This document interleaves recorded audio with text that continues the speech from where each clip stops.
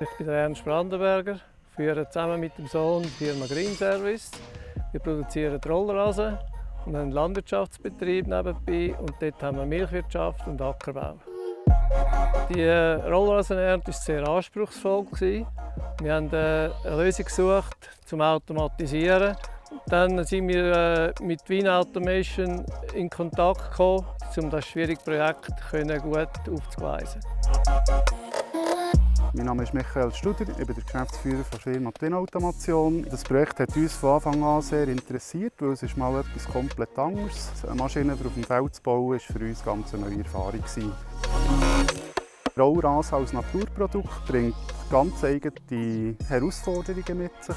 Die Feuchtigkeit ist alltag anders, das Rollverhalten ist anders, die Festigkeit ist anders. Das Zweite ist auch durch die Vibrationen des Motors.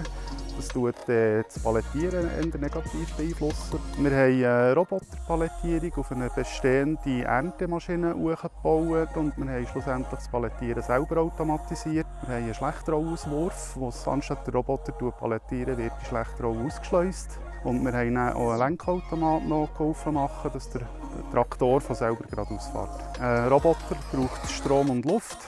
Das haben wir dann gelöst mit einer Notstromgruppe. Und dass der Roboter an und für sich auch sicher ist, es sind entsprechende Optionen drauf, dass Sicherheit auch für das Personal ringsherum gegeben ist. Wir haben bei uns den Roboter vorbereitet mit dem Greifer und dann das Zusammenbauen, wie auch die Inbetriebnahme, hat hier beim Kunden stattgefunden. Bei uns in der Branche sagt man, auf Montage geht, sagt man dem Feldeinsatz und das hat hier ganz eine neue Bedeutung bekommen.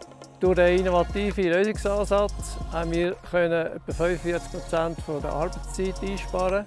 Es hat eine massive körperliche Entlastung vom Personal und wir sind flexibler geworden in der Produktion.